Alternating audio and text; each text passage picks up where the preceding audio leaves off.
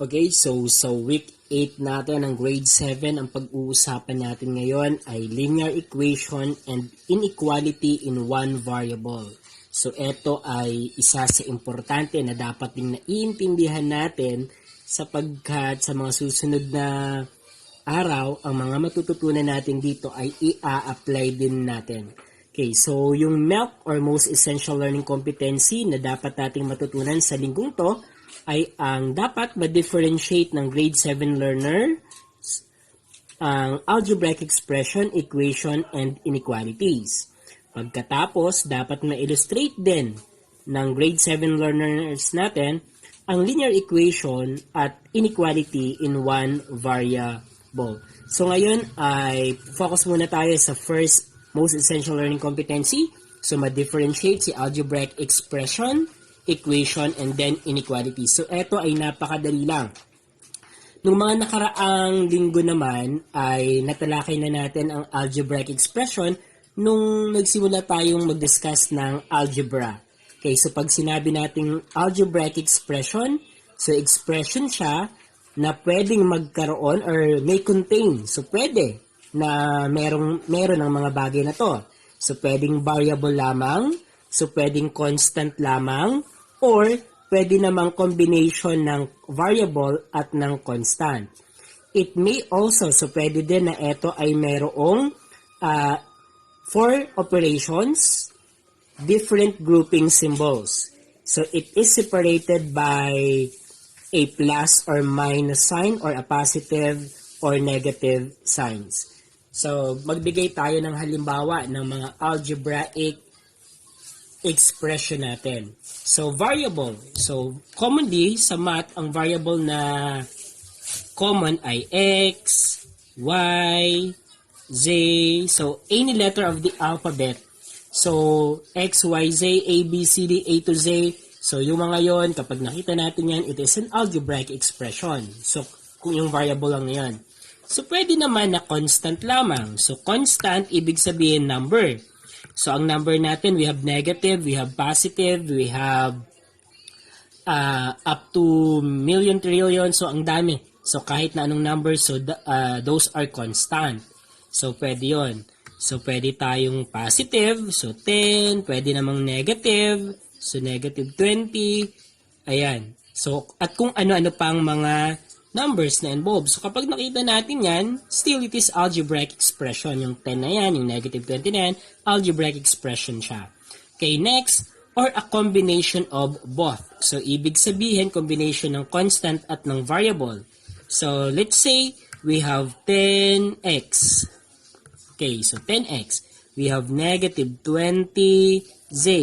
So yan ay algebraic expression din. It may also include the 4 operations. So pag sinabing may include also the 4 operations, so pwedeng yung 4 na yon, pwedeng yung 2, yung 1, or yung 3. Okay, so for example, ito, we have x plus y minus z. So x plus y minus z, so present yung 2 operations na plus addition and subtraction, and then involved din si variable natin. Ayan. Then, pwede rin na may different grouping symbols. So, pag sinabi natin grouping symbol, so pwede tayong let's say, 10x minus y. Yan. So, meron tayong parenthesis na involved. And then, all over z. So, yan. So, that is an algebraic expression. Okay. It is separated by a plus or minus. So, eto, nagdidetermine na ng terms, kung ilang terms meron ang algebraic expression. Kasi noon ay pinag-usapan natin, pag 1 term monomial, 2 terms binomial, 3 terms trinomial. So, pag 4 terms and so on, so polynomial na siya. So, yun. So, nahahati yung mga terms natin by plus or minus. Pero eto, nakikita nyo to, this is considered as 1 term lamang. Kasi, nagrupo yung 10x minus y over z nitong bar na to. So, considered siya as 1 term. Okay, eto naman, so 3 terms. Kasi 1, 2, 3. Nahati siya ng plus saka ng minus. So, 3 terms ang meron tayo dito sa anong to. So, yan ang ating algebraic expressions. Okay, so sana naging malinaw yung algebraic expression natin, in which that is just a recall kasi natalakay na natin yan sa mga nauna nating video lesson. Okay, next naman ay si equation. So, kapag sinabi natin equation, so this contain algebraic expression and equal sign. So, ibig sabihin, meron ito, and then present din dapat si equal sign. So, for example, so equals. So, let's say 10x. Okay, so 10x is equal to 5. Okay, so ito algebraic expression, and then we have the equal sign. Okay, another one, we have x plus y is equal to 10. So, this is an equation. Another one, we have let's say negative 20z is equal to 10. So, this is an equation. So, ang present sa kanya, ang hindi mawawala sa kanya ay ang equal sign. At syempre, since algebra na to, so present ang mga algebraic expression. So, present yung mga algebraic expression na yan. So, okay lang din kung equal to 0 siya. So, let's say we have 10x plus 20. Okay, so 10x plus 20 is equal to 0. May equal pa din siya. And then 10x and then 20 na yan, algebraic expression. So, yan ay equation pa din. So, pag sinabi nating equation, meron tayong nakakategorize siya sa degree. So, sa grade 7 ang pag-uusapan ay linear equation. So, to the first degree siya. Okay, so mamaya, maklaklaro natin yan. Okay, another one ay inequalities. So, ang inequalities naman, ang uniqueness naman nito, this contain algebraic expression and inequality symbol. So, pag sinabi nating inequality symbol, we have the less than, we have the greater than, we have less than or equal, we have greater than or equal. So, yan naman ang mga makikita natin instead of equal sign. Yan ang mga makikita natin. So, may algebraic expression siya, and then, inequality symbol ang present sa kanya. So, let's say, 10x is less than 5. Ayan. We have x plus 100 is greater than 90. Ayan. Then, let's say, negative 20z is less than or equal to 50. Then we have 10x plus 20 is greater than or equal to negative 75. Let's say like that. So, ang present dito kay inequalities ay etong mga any of the four inequality symbols na meron tayo. So, less than, greater than, less than or equal, greater than or equal. Then present din dapat si algebraic expression sa kanya. Okay, so ngayon naman ay i-differentiate natin at the same time i-illustrate natin kung ano ba ang linear equation in one variable at linear inequality in one variable. Okay, so una, kay linear equation in one variable tayo. So, one variable, ibig sabihin, ang variable na gagamitin ay isa lang. So, pareho naman sila. So, one variable. Okay? So, kay linear equation in one variable, so this is a mathematical statement that shows two algebraic expression are equal. So, since are equal, ang gagamitin nating symbol for that ay equal sign. So, yung left side at right side of the equation ay equal, ganyan. Then, this is a first degree equation with only one solution. So, yan. So, yan yung uniqueness ng linear equation. May isa lamang siyang solution since linear siya. Ang degree niya ay 1. So, ibig sabihin, ang exponent ng variable na gagamitin natin ay to the first power. Ayan. Okay, so, magbigay tayo ng mga halimbawa niya. So, like for example, kanina, yung mga example natin. So, 10x is equal to 5. So, ang variable ay x. Isa lamang ang variable na nakikita natin, which is x lamang. So, linear equation in one variable yan. And then, a first degree equation because ang exponent ng x natin ay wala kayong nakikita but it is understood na meron niyang 1. So, understood yan. So, that's why it is a linear equation in one variable. Kapag ang exponent ay hindi na 1, ibig sabihin hindi na siya linear equation.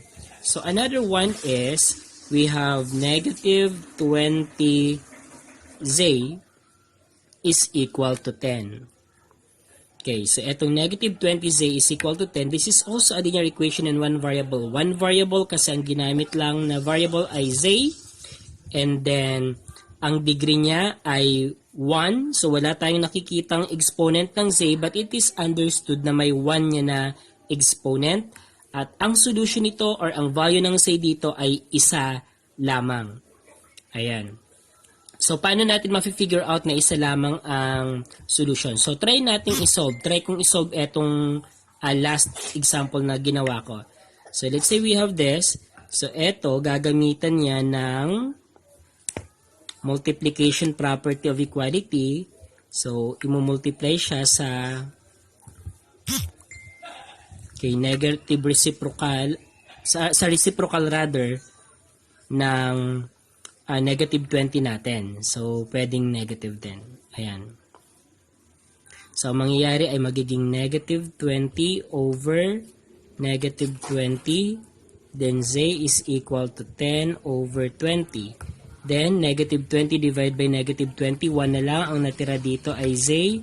Then, dito naman 10 divided by 20 divisible by 10. So, 1. Ito naman ay 2. So, 1 half. So, ibig sabihin, ang solution natin ay 1 half. Pag binilang mo yan, ay isa lang. Yan lang ang solution. Okay. By the way, sorry. So, negative 20. So, this must be negative 1 half. So, ang solution natin ay negative 1 half lamang. Yan lang ang solution niya. Yung number, itong una naman, so tignan natin itong una.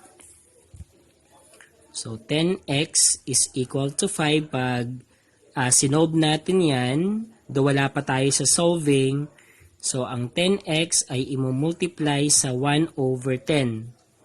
Reciprocal ng 10. So, since nagmultiply tayo ng 1 over 10, dito din, 1 over 10 din. Okay. Then, numerator times numerator. So, eto may denominator na 1, eto may denominator na 1 din. So, 1 times 10x is 10x, and then 10 times 1, 10. Dito naman, 5 times 1, 5, and then 1 times 10, 10. 10 divided by 10 is 1 times x. X na lang natira. Dito naman, 5 over 10 divisible by 5. So, ang 5 over 10 natin, divisible by 5 siya. So, divide by 5, magiging 1. Divide by 5, magiging 2. So, ang solution ay 1 half at isa lamang siya. Okay, next. Dito naman tayo kay linear inequality. So, kay linear inequality naman in one variable, so this is a mathematical statement in which the two algebraic expression are not equal. So, kapag not equal, so pwede na yung left side ay greater than the right side. Pwede namang less than, pwede namang greater than or equal, pwede namang less than or equal, or pwede namang not equal. Then, still the same dito kay linear equation, first degree ito. Pag linear kasi, ibig sabihin nasa first degree tayo. So, first degree inequality siya.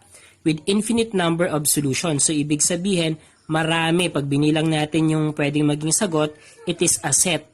So, marami siya. Marami ang pwedeng maging sagot. Okay, so magbigay tayo ng halimbawa nito. So, let's say we have x is greater than 10. Okay, another one, we have 2x is less than 50. Ayan. So, another one, let's say we have negative 3x is greater than or equal to 1. Ayan. So, yung mga yan, nakikita natin na dito ay greater than, less than, ito naman ay greater than or equal. So, pwede ring palitan niya ng less than or equal, pwede ring palitan niya ng not equal. So, commonly, etong apat ang makikita natin or may encounter natin, ito ay hindi masyado. So, etong mga halimbawang to, since present si inequality symbol, saka we have algebraic expression, the left side and then the right side, yan ay masasabi nating linear inequality in one variable. One variable kasi, dito sa inequality na to, variable x lang ang ginamit. Dito naman ganoon din, variable x. And then, first degree inequality kasi ang exponent ng variable natin, ang exponent niyan, understood na 1. Ang exponent ng x natin, understood na 1. Ganoon din dito, understood na 1. Kaya siya linear inequality in one variable. Okay, eto, try natin. So, pag sinob natin to, so x is greater than 10, ibig sabihin, ang pwedeng maging value ng x dito ay 11, 12, 13, 14, 15, and so on. So, 1, 2, 3, 4, 5, continuous pa yan, kaya with infinite number of solutions. So, marami ang pwedeng maging solution kapag linear inequality in one variable. Okay, so pag binilang natin yung pwedeng maging value ng x, so with infinite number of solution. Okay, so ngayon naman ay properties of equality ang pag-uusapan natin. So this is essential in solving an equation. So linear and other kind of equation. So dito, sa properties of equality, kailangan na maunawaan natin kung ano ang gamit ng bawat isa. So maya-maya ay isusolve natin itong dalawa at titignan natin kung paano natin maipapakita itong mga properties of equality. So by the way, kapag sinabi natin properties of equality, so eto, we have a reflexive property. So if A is equal to A, so ibig sabihin yung sarili natin ay equal sa ating sarili, di ba? So 10 is equal to 10. So that is a reflexive property. And then we also have symmetric property. So if A is equal to B, then B is equal to A. And then addition property of equality naman. So eto hindi masyadong gamit. Etong symmetric property, pwedeng na-encounter natin at pwedeng magamit, pero hindi din masyado.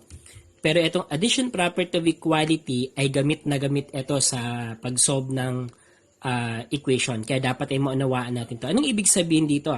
So sa addition property of equality, if A is equal to B, then A plus C is equal to B plus C. Ibig sabihin, kapag nag-add tayo ng real number or ng same quantity sa left and right side of the equation natin, still it is equal. Okay, so dito sa addition property of equality, na-cover na din ito si subtraction property of equality. Kaya inalis na yung subtraction property of equality kasi we can add kung ano yung opposite ng quantity na yun para mawala doon sa side na yun. Okay, another one is multiplication property of equality. So dito na-cover na din kay multiplication property of equality yung division. So dito, if A is equal to B, then we will have A times C is equal to B times C. So ibig sabihin, originally A is equal to B siya, nag-multiply ng C dito, nag-multiply din ng C dito. So kung anong ginawa kay left side, ganoon din ang ginawa kay right side. So nung nag-multiply siya ng same quantity, still equal pa din ang kalalabasan niya. So AC is equal to BC pa din. Okay, so next naman ay transitive property. So ito ay hindi masyado itong kailangan kay equation. But kay proving, ito ay lumalabas. Okay, so if A is equal to B and B is equal to C, then A is equal to C. So dito sa kay transitive property, tatlong quantity na or tatlo na ang pinag-uusapan. So dito kung yung A daw ay equal kay B at yung B naman ay equal doon sa iba, so ibig sabihin yung A saka yung C ay equal din. Okay. So next we have the substitution property. So kay substitution property guys, ito ay ginagamit kapag mag-check na tayo kung tama ba yung nakukuha nating solution. So if A is equal to B, then A can be substituted for B and B can be substituted for A in any equation. So ibig sabihin, nag-substitute tayo. pinalitan natin, ni-replace natin yung quantity na yon ng kung ano yung equal sa kanya. Okay. So, yun ang mga properties of equality. So, again, ang pinaka-importante dyan ay etong addition property of equality. Gas-gas yan. Kailangan natin yan. Multiplication property of equality. So, halos siyang dalawang yan ang kailangan natin. The rest, reflexive, symmetric, transitive, substitution property. Substitution property, always kapag mag-check tayo ng ating sagot kung tama, umali. Then, si reflexive, hindi masyado. Si symmetric, bihira. Si transitive, totally hindi siya dito. Pero magagamit din natin yan sa proving. So, pag nag-geometry or so magagamit siya mga property of equality na yan. Okay, so try natin ngayon itong solve for x. So, 2x minus 3 is equal to 17. So, pag solve for x, ibig sabihin, hahanapin natin ang value ng ating variable na x. So, unang gagawin, so we will have 2x minus 3 is equal to 17. Kinopya muna natin. Ang goal natin, dapat mapag-isa natin yung may variable. So, ibig sabihin, etong minus 3 na to, dapat mag-add tayo dito. So, plus 3. So, since nag-plus 3 tayo dito, dapat dito din mag-plus 3 din tayo. So, ang ginamit natin dyan ay addition property of equality since nag-add tayo. Pag sinimplify natin yan, dito ay 2x na lang kasi negative 3 plus 3, unlike sign subtract, so 3 minus 3, 0. So, magiging plus 0 dito. So, since 0 na, mawawala na yon. Then, dito naman, 17 plus 3, magiging na itong 20. So, 2x is equal to 20. So, nagamit natin ang addition property of equality. Okay, next naman ay, so dito, nagamit natin ang addition property of equality. So, copy natin itong 2x is equal to 20. So, dito naman, ang goal naman natin ay mawala itong katabi ng variable x natin, which is 2. So, that is 2 times x eh. So, mawawala lamang yan kapag nag-multiply tayo sa kanya ng reciprocal ng number na katabi ng variable. So, ang reciprocal ng 2 ay 1/2. So, dito din, dapat mag-multiply din tayo ng 1/2. So, dito ay, so multiplication property of equality ang ginamit natin. At tignan nyo kung anong mangyayari. So, eto, yung whole number natin or yung expression na yan, may denominator yan na 1. So, yung 20 din, may denominator din na 1. Nilalagyan natin ng denominator para ma-recognize natin na yan ay numerator. Ano po? So, kasi kapag fraction to fraction tayo, ang ginagawa, multiplication tayo ng numerator times numerator, denominator times denominator. So, numerator times numerator, 1 times 2x, that is 2x. Then, 2 times 1, that is 2. Dito naman sa kabila, 20 times 1, 20. And then, 1 times 2, we have 2. Then, simplify. 2 divided by 2, that is equal to 1. Then, times x, x na lang ang matitira. So, x na lang matitira dyan. So, 20 divided by 2, that is 10. So, nakuha na natin ang value ng x natin. So, sa tulong ng addition property of equality at multiplication property of equality. So, yan ang commonly magagamit natin sa pag-solve ng problem. Okay, so next naman ay, so to check. Okay, so tama ba ang nakuha nating value ng x na 10 or mali? So, gagamitin natin ngayon ang substitution. So, una, kailangan muna nating kopyahin ang original equation natin. So, 2x minus 3 is equal to 17. Ang nakuha nating value ng x ay 10. Isa-substitute natin tong 10 na to sa place ng x. So, we will have 2 times 10 minus 3 is equal to 17.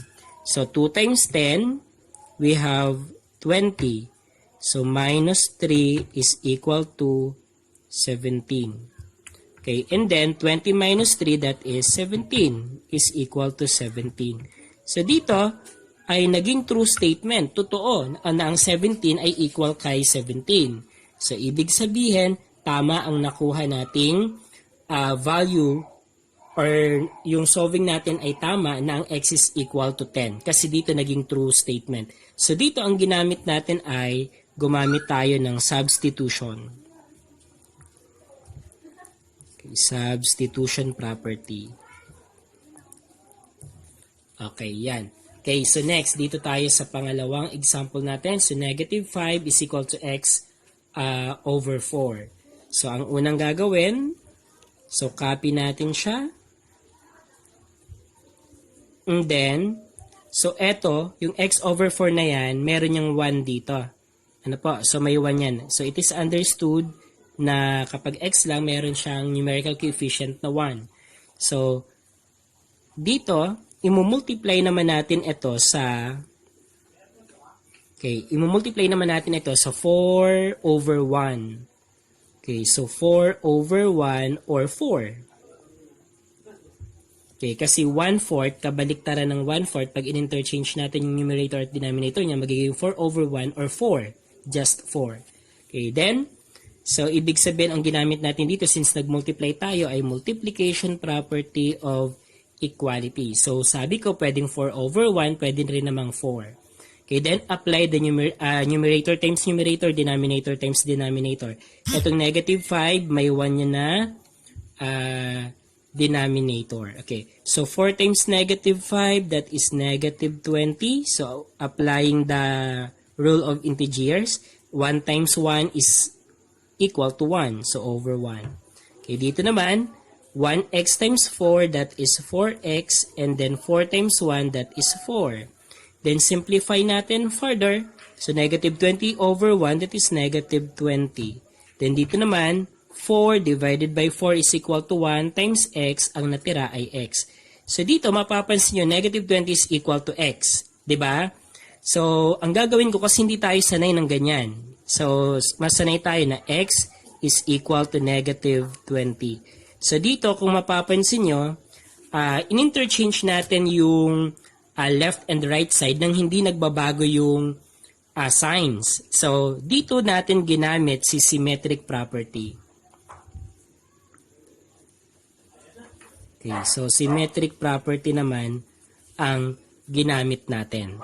Okay, so dito nakuha natin na ang value ng x ay negative 20. Okay, check natin kung tama nga ba na yung negative 20 ay sagot. So original problem natin, negative 5 is equal to x over 4. Then, by substitution, so negative 5 is equal to yung x natin ay magiging negative 20 kasi x na nakuha natin ay negative 20. Divide by 4. So substitution. Okay, so substitution. Okay, and then simplify. So negative 5 dito. Dito naman negative 20 divide by 4. That is negative 5. So negative 5 is equal to negative 5. Diba? So that is equal. So, ibig sabihin, napatunayan natin na yung negative 20 talaga ay value ng x natin. At itong negative 5 is equal to negative 5, that is reflexive property. Okay, so reflexive na siya. Okay, so sana'y naunawaan. So, mapapansin nyo na napaka-importante na maunawaan natin ang addition property of equality, multiplication property of equality, and then the substitution property of equality din. So, the rest ay mga mild siyang gagamitin. Pero napaka-importante niya sa proving pagdating nyo ng geometry. Okay, so sana'y naunawaan at na ma-apply nyo ito sa pagsagot sa Okay, so next naman ay properties of inequality naman tayo. So, ito ay ginagamit din sa pag-solve ng inequality. So, number 1 natin ay transitive property of inequality. So, same lang din kay property of equality. So, dito, if A is less than B and B is less than C, then A is less than C. So, ibig sabihin, tatlo pa rin na quantity ang pinag-uusapan natin. So, hindi naman nagbago yung mga symbols. So, dito naman sa pangalawa, if A is greater than B and B is greater than C, then A is greater than C. So, kung ang A daw ay mas mataas kay B, si B naman mas mataas kay C, so therefore, si A mas mataas din kay C. Okay, so yung halimbawa niya ay ito. So 3y is greater than or equal to 21. Then, and yung 21 naman ay greater than or equal to negative 15. So then, ang mangyayari ay yung 3y ay greater than or equal din kay negative 15. So that is the transitive property of inequality. So ito less lang or bira lang din naman siyang gamitin kay inequality. Okay, next ay we have the addition property of inequality. So kay addition property of inequality, so same din naman kay property of equality. So kapag if A is greater than B, then A plus C is greater than B plus C. So, ibig sabihin, pag nag-add tayo ng same quantity kay left and right side, still yung symbol ay hindi maapektuhan. Ano pa din siya? As is pa din siya. So, ganun din dito. So, if A is less than B, then A plus C is less than B plus C. So, hindi nagbago ang ang symbol natin, inequality symbol natin, kahit na mag-add tayo ng same quantity sa left and right side of the inequality natin. So example niya, if x minus 2 is less than or equal to negative 8, then x minus 2 plus 2 is still less than pa din siya, less than or equal pa din siya kay negative 8 plus 2. So anong nangyari? Nag-add ng 2, nag-add ng 2. So etong symbol na to ay as is pa din, and then isi-simplify lang kung anong nasa left and right side of the inequality natin. Okay, so next naman ay multiplication property of equality. So ito ay may dalawa tayong case kay multiplication property of inequality. Yung isa, yung first case natin, kapag positive number ang parehong imumultiply sa left and right side of the inequality natin. Yung pangalawa naman, kapag negative or same negative number naman ang imumultiply natin sa both side of the inequality natin. Okay, so dito kay case number 1, kapag parehong positive numbers ang imumultiply natin sa both side ng inequality natin, yung symbol ay hindi magbabago. So ibig sabihin, so positive, so dito, if A is greater than B and C is greater than 0, ibig sabihin, etong C na to na imumultiply natin ay greater than 0, so it is positive numbers. So kapag positive numbers ang imumultiply natin kay A sa kay B, so magiging siyang A times C is greater than B times C. So ibig sabihin, hindi nagbago yung symbol na yon, hindi maaapektuhan yung symbol. So dito naman, kabaliktaran lang nung isa, so dito ay less than naman. So if A is less than B, and then ganun pa din, yung imumultiply natin kay A at B ay mas mataas kay 0 or positive number. So kapag positive number minultiply natin dito kay A and B, and then A is less than B, so therefore we will have A times C is less than B times C. So pareho yung multiplier natin, so therefore hindi mag-change ang sign. So positive ang multiplier natin dyan. Okay, so kay case number 2 naman natin, reverse the inequality symbol. So babalik na rin daw natin yung inequality symbol niya if we will multiply same negative numbers on both sides. So ibig sabihin, negative numbers ang multiplier dito sa case number 2 natin. So if A is greater than B and C is less than 0. So ang C ay less than 0 natin, ang C natin ay multiplier dito.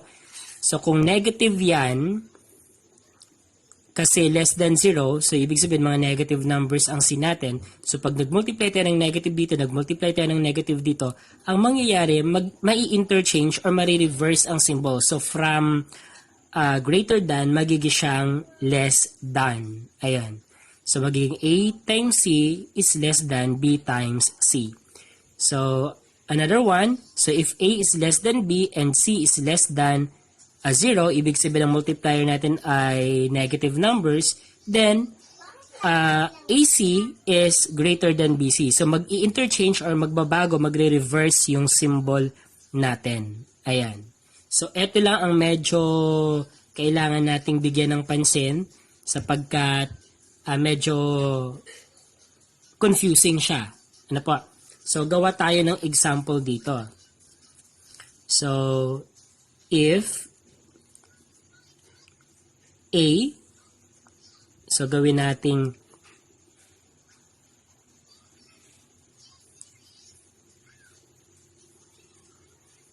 okay, so let's say we have 10 is greater than 5.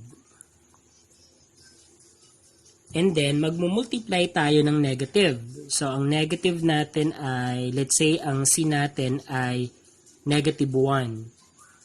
So, magiging siyang, so 10 times negative 1, and then 5 times negative 1.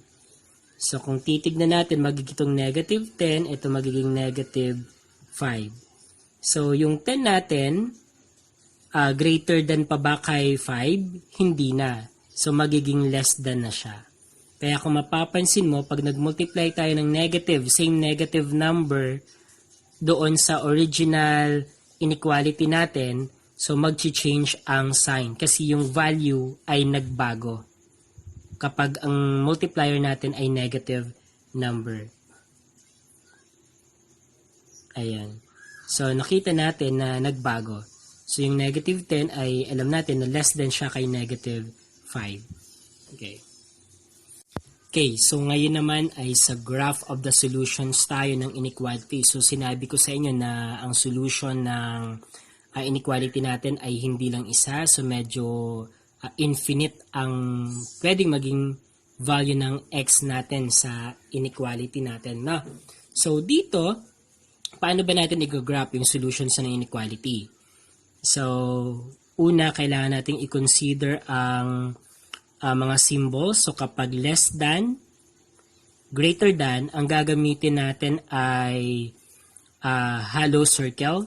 And then, kapag less than or equal, greater than or equal, ang gagamitin natin ay solid circle. So, ano ba yon? So, by the way, una, so gagawa tayo ng number line. Ayan. And then, ilolocate natin itong negative 5. So, yung negative 5, so kung ito ay 0, ang negative 5 natin ay, so negative 1, negative 2, negative 3, negative 4, negative 5. So, ito ang negative 5 natin. So, and then, since ang inequality symbol natin ay less than, ibig sabihin, hollow circle yan. Yan ang hollow circle natin.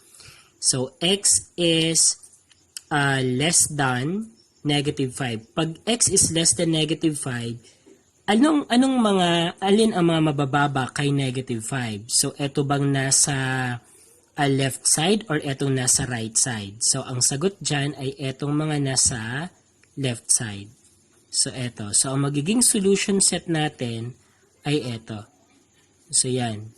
So, yung highlighted na yan. So, anong ibig sabihin?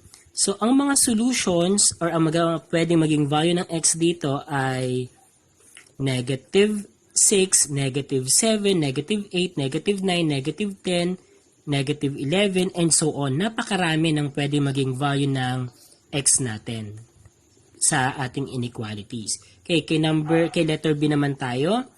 Okay, gawa muna ng number line. Locate natin ang positive 2 kung ito ang 0. This is 1. This is 2. So, ilagay natin ang 3. And then, ang symbol, ang inequality symbol ay greater than. So, ang gagamitin ay hollow circle. So, hollow circle, yung gitna ay hindi shaded. Ano po?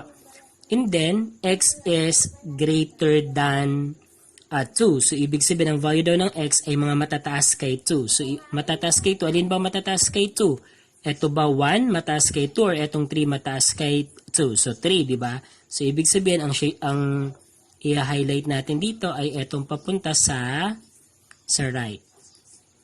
So, yan. So, ito ang graph ng ating solution ng inequalities. Ayan. Okay, next. Ito naman, letter C. So, ang letter C natin,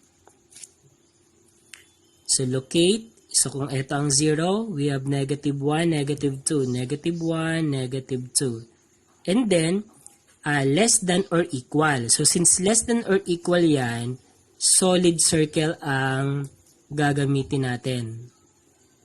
Ayan. So, solid circle. Ibig sabihin dito, kasama ang negative 2 sa solution or sa value ng x. Okay, and then aside from that, since less than or equal siya, ibig sabihin, etong nasa left side ang ating i-highlight. Left side ng number line, left side ng negative 2 sa number line. Okay, so eto. So, ibig sabihin, ang mga pwedeng maging sagot ay kasama si negative 2, negative 3, negative 4, negative 5, negative 6, negative 7, and so on. So, yun ang mga pwedeng maging solution or maging value ng x natin.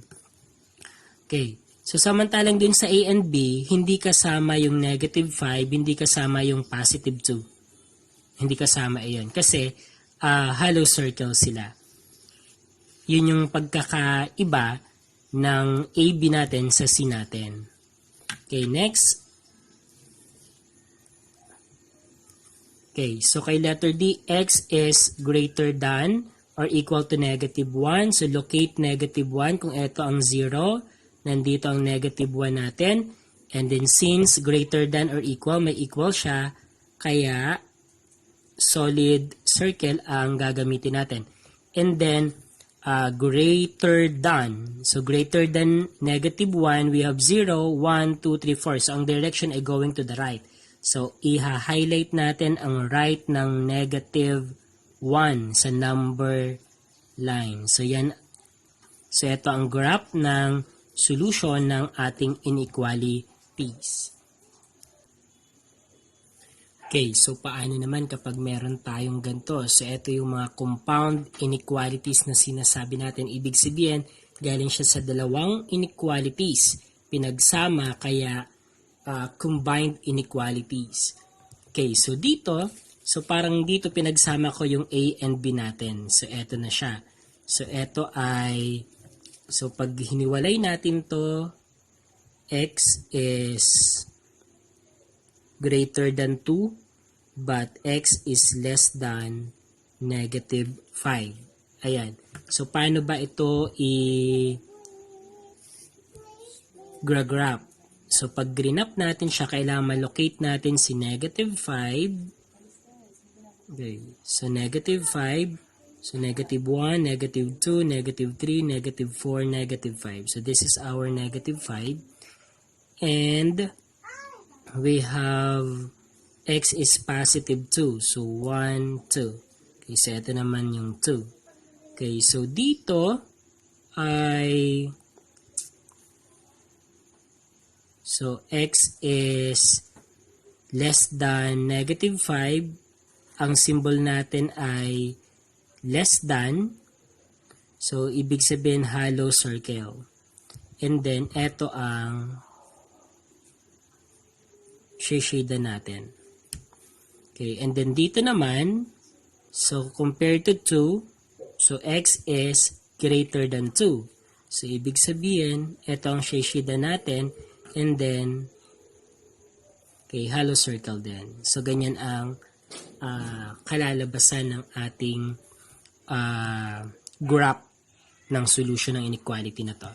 Okay, next ay tignan naman natin kapag letter G tayo. So, ang nagbago lang ay yung symbol. So, from, anong tawag nito? So, greater than, naging greater than or equal. So, halos ganito rin naman ang kalalabasan yan. So, this is 0.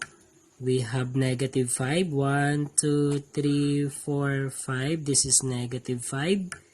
Then 1, 2, this is positive 2. And then, ang symbol na ginamit ay greater than or equal, ibig sabihin, solid circle.